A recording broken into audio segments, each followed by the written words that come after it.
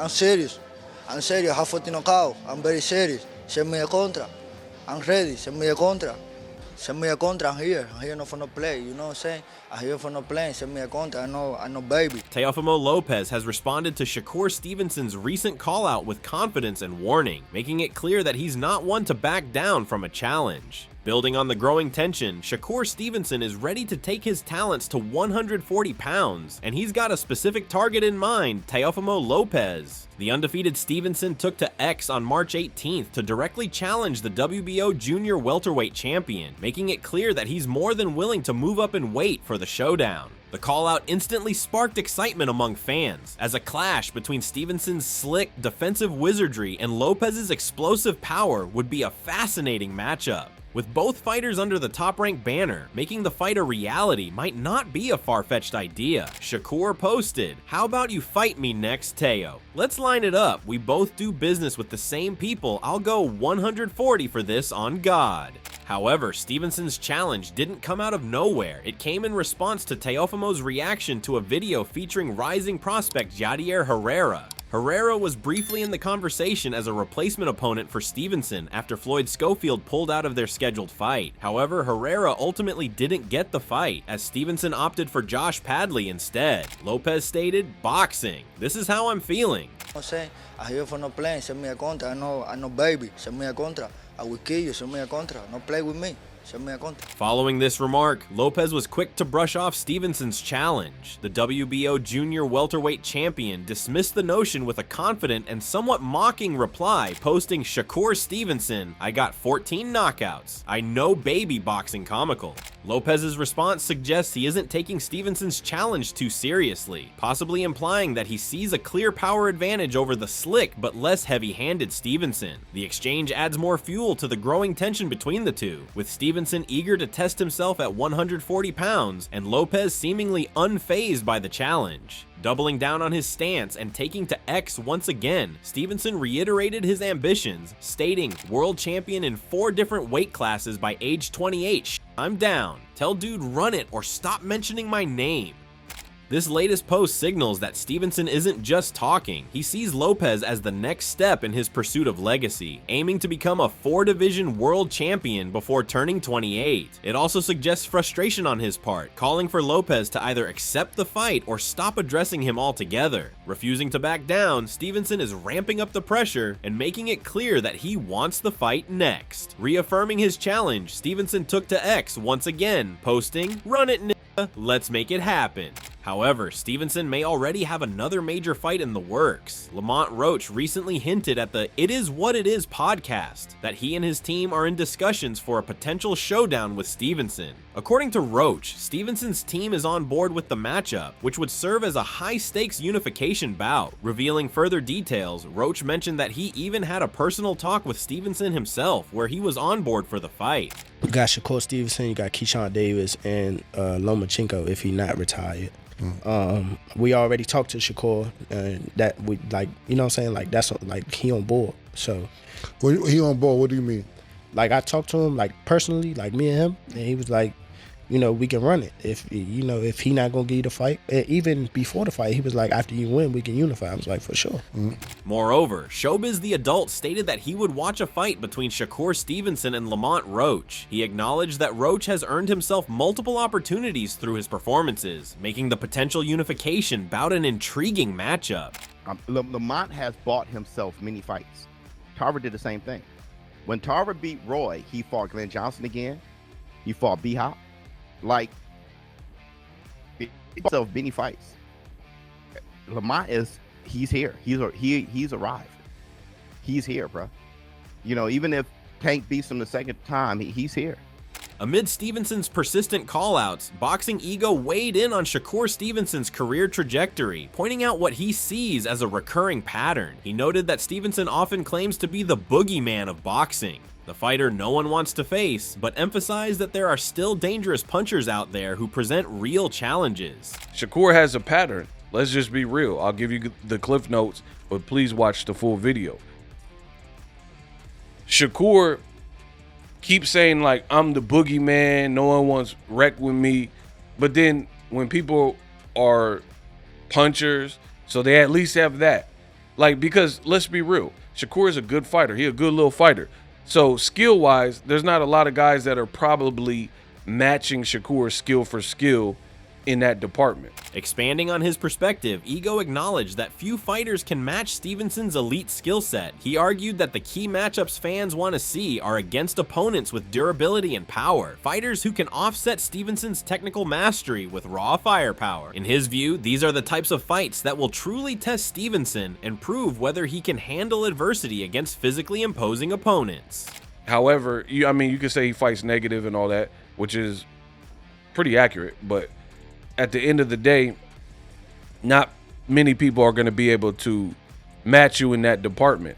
However, there are people who have maybe a stronger chin than you or more power, and these are the matches we need to see, because you're going to have some kind of firepower or something to offset what Shakur Stevenson does well. So speed, athleticism, power, long arms. Meanwhile, dismissing any distractions, Shakur Stevenson took to social media to dismiss growing speculation about a potential fight with Jadir Herrera. In a blunt and unapologetic tweet, Stevenson made it clear that he has no interest in facing Herrera, stating that he doesn't even know who he is. Bro, y'all can't be serious, IDK. This dude never of him or none, but he's ass. They keep trying to direct me towards the lil kids. I want big names only. Challenging Stevenson's stance, Aki TV countered Shakur Stevenson's dismissal of Jadir Herrera, arguing that if Herrera was as bad as Stevenson claimed, then Stevenson would have picked him instead of Josh Padley as his opponent. Aki suggested that Stevenson's decision to overlook Herrera contradicts his claim, fueling the ongoing debate about whether Stevenson is truly being avoided or strategically sidestepping high-risk opponents. Now, first of all, he can't be that ass, because if he was that ass, Shakur would have had picked him instead of Padley, since he had a better record than Padley. Adding further nuance to the discussion, Aki further acknowledged that while Stevenson does need bigger opponents, the reality is that those fights aren't currently available, making the criticism around his choice of opponents a bit more complex. He needs the bigger fish. He needs the Gervonta, the Lomachenko, the Keyshawn Davis, or at least the Zabeda and the Andy Cruz of the lightweight division. However, if we are being real and realistic, these fights are not available for Shakur. Lomachenko is ducking Shakur. Gervonta has a rematch coming up with Lamont Roach, and even after that, I doubt Gervonta will fight Shakur. Reinforcing this critique, Boxing Jago continued to challenge Shakur Stevenson's claims of being the sport's most avoided fighter, pointing out that several punchers have been actively calling him out. Specifically Jadir Herrera and Ernesto Tito Mercado, both known for their power, as fighters eager to face Stevenson, contradicting the narrative that no one is willing to step in the ring with him. So when Jadir Herrera, he's like, send contract, I kill you. You fight me. You know, I no play, I no pay, I no baby. Send a contract, right? He's pressing you and saying, I want work. And then Shakur looking around like, nobody wants to fight me in boxing. You can't really do that. You can't be the boogeyman and then people are actively calling you out like Jadir Herrera or Ernesto Tito Mercado, big punchers. Pushing the argument further, Ego argued that Stevenson can't claim to be the boogeyman while legitimate threats are openly seeking a fight. He also pushed back against criticism of Herrera and Mercado's resumes, pointing out that many of Stevenson's past opponents weren't necessarily more established when he fought them. You could say they're unproven, they don't got crazy resumes, but then a lot of guys you've already fought, that was the case. Chris Pitbull Diaz, he didn't have no crazy resume. Electrician Padley, he don't have no crazy resume, and somehow, some way, you were able to fight these people. However, even though the matchup of Shakur versus Lopez is highly likely to happen, Teofimo must first go through Arnold Barboza Jr. in the Fatal 4-Way on May 2nd. Before any showdown with Stevenson can materialize, Boxing Jago cast doubt on Shakur Stevenson's call-out of Teofimo Lopez, questioning the timing of the challenge. He pointed out that Lopez is already linked to a potential fight with Arnold Barboza Jr., a bout that many in the boxing world, including analysts, promoters, and even DAZN officials, believe could be a tough test for Lopez, with a real possibility of him losing. The other thing for me that makes this look disingenuous is the fact that Tio has a fight. He's in there with a big opponent, like size-wise, Arnold Barboza, who's promising all these things. You're offering to fight somebody who has a fight that many pugilists and announcers, even the DAZN people, said Teofimo could lose this fight to Barboza. Questioning Stevenson's true intentions, Ego suggested that Stevenson's call-out might be pump faking rather than a serious challenge, implying that Stevenson is strategically calling out Lopez while he's already occupied. If Lopez struggles or loses against Barboza, Stevenson's challenge could lose significance, making it seem like he was never truly committed to facing Lopez at his best. So again, to me, this looks like pump faking. Like, you know, the man has a contracted fight for May 2nd. We got to see how Teo looks, because he didn't really look great with Claggett. He really didn't. Giving his perspective on Shakur Stevenson calling out Teofimo Lopez, Showbiz pointed out that Teofimo already has his next 3 fights lined up. He noted that Lopez is set to face Arnold Barboza Jr. first, with discussions already happening about a potential fight against Jaron Boots Ennis afterward, followed by either Ryan Garcia or Devin Haney. But you're right. People don't like his name. Because here's the thing, Tim Butler. Listen to me. Teo got his next like 3 fights lined up. Like, he's fighting Barboza, which, bruh. Okay. After that, they're talking about him versus Boots. And then after that, he has to fight either Ryan or Devin, win, lose, or draw. That's how crazy that shit is. Like, if he loses to Boots, he has to fight the loser. Showbiz explained that if Shakur Stevenson loses to Jaron Ennis, he would have to face the loser of Ryan Garcia versus Devin Haney, but if he wins, he must fight the winner of that matchup. He also pointed out that Teofimo is moving up to 147, where he is expected to face Boots, followed by either Ryan or Devin. While acknowledging Shakur's call-out, Showbiz questioned its timing, noting that Shakur is always ready for a fight when he issues a challenge. He states that when Shakur calls someone out, he wants that smoke. So, I mean, yeah, call him out now. Plus, Teo's going up to 147, right? He's fighting Boots at 147. He's going to fight Ryan or Devin at 140. Devin and Ryan, they're both going to 1. So, I mean, hey, let's make it happen. I feel you, Shakur, but I mean, it's just, I don't, you know. My thing about Shakur, though, Shakur will call your ass out. He wants that smoke. Check out what Roach had to say this morning. As for Lopez himself, he remains uncertain about how he will stand out as the fighter of the night, but he exudes confidence ahead of his next appearance in the ring. While he trusts in his preparation, he believes that the outcome of his performance will ultimately be guided by a higher power. Lopez sees himself as ready, but also believes himself to win. Even me as the fighter, I know I'm going to be there confident, definitely. You know what I mean? I know there's many ways to beat that guy. However, the way I performed that night on the canvas, I give it all to my guardian angel and to all the angels above that to help me that night. That's it. You know, God is going to be the one that leads that way. And, you know, I'm going to win victoriously. That I know. Now, the result to it, don't know. Building on this anticipation, Rolly Romero described the Lopez versus Barboza showdown as a true grudge match, emphasizing that when fighters genuinely dislike each other, anything can happen. He pointed out that emotions run so high in these kinds of rivalries that fighters become so caught up in the moment that they might even jump in recklessly and take shots themselves. Honestly, it's a grudge match, and when it's a grudge match like that, these motherfuckers hate each other, anything can happen. They're so emotional, and they'll hop in and get hit in their damn self. Legendary trainer Robert Garcia weighed in on the heated buildup, acknowledging that the animosity between Barboza and Teofimo Lopez is unmistakable. He noted that while the tension is real, it also serves as a key element in selling the fight. Garcia believes that their mutual dislike, along with the fiery exchanges leading up to the bout, will only heighten fan interest and amplify the excitement surrounding the showdown. It's part of promotion, part of selling a fight good. You know, I know they don't like each other, and you know, they went at it. You know, there was a pretty hard slap. You know, so I think it's just gonna be more fans tuning in, you know, part of the sport. Meanwhile, Showbiz the Adult expressed high praise for Arnold Barboza, naming him as one of his favorite fighters he's ever met. Showbiz stated, "That guy there is no damn joke." He praised Barboza's raw and authentic energy, describing it as both intense and violent, exactly the kind of personality he gravitates toward. Showbiz went on to call Barboza an entertaining, all-action fighter and made it clear that he absolutely loves what he brings to the sport. Arnold Barboza is one of my favorite fighters I've ever met ever, and that's the Black Two Sugars. Arnold Barboza is one of my favorite fighters I ever met ever. His energy is so authentic and violent, and I gravitate towards that type of personality, violence. Arnold Barboza is an intimidating, violent individual, and I loved him to death.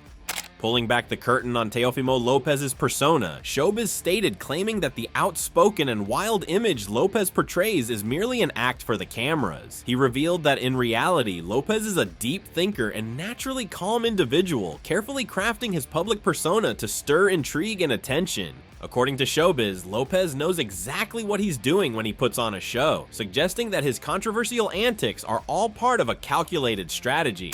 Teofimo Lopez is not what he acts.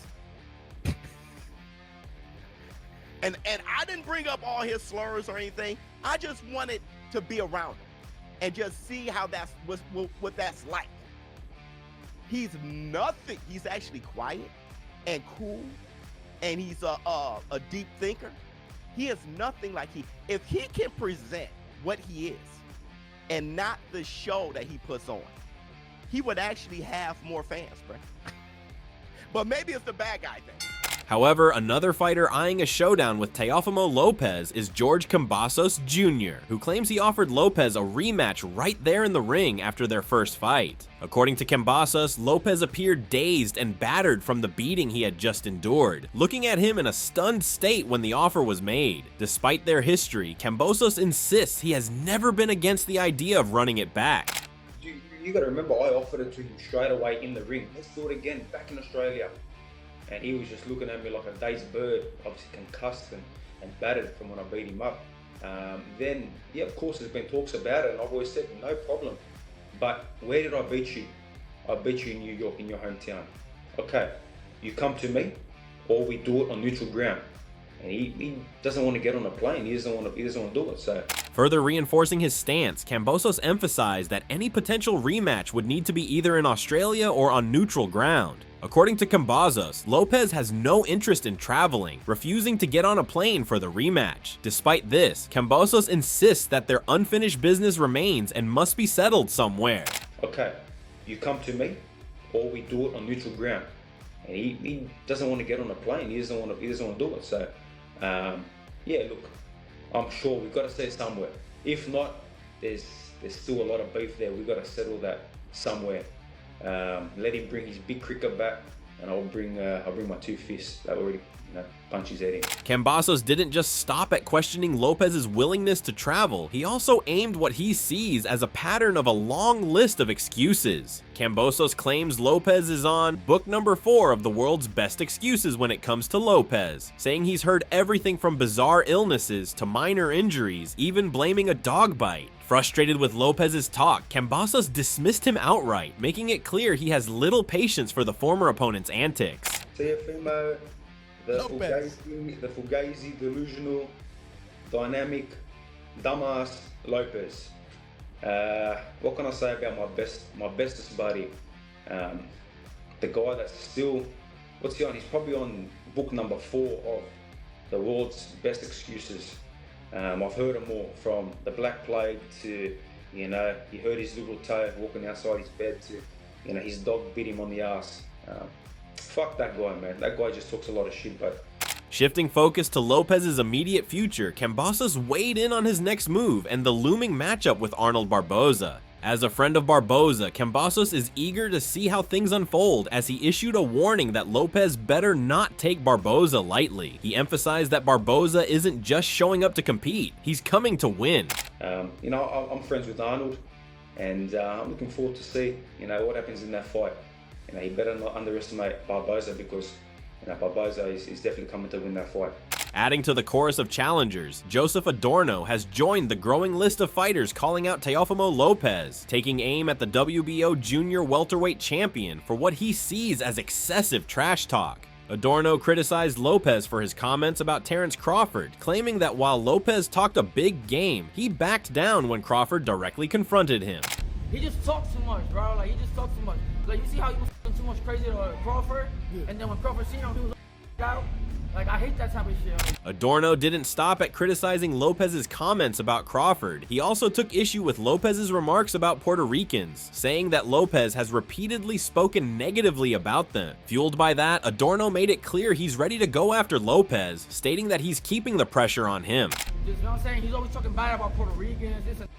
I'm on his. Is the Puerto Rican fighters an easy comment? Is that what? Yeah, the Puerto Rican are way too easy. So come fight me. You won't see it this easy. What's the outcome of that? Because you know what I did to Ortiz, and you know you lost to Ortiz, boy. I ain't gotta say too much. What's the outcome of that fight? Outcome of that fight? It's gonna be a great mega fight, but I'm knocking the fuck out. I'm knocking the out. As tensions rise in the boxing world, Teofimo Lopez finds himself at the center of multiple callouts, with all vying for a shot at him. With his upcoming bout against Arnold Barboza looming, Lopez must first navigate a tough challenge before entertaining future matchups. If you enjoyed this video, show your support by liking it and sharing it with a fellow boxing fan. Let us know your thoughts in the comment section below. Don't forget to subscribe and hit the bell icon, and we will see you in the next exciting video with more boxing updates.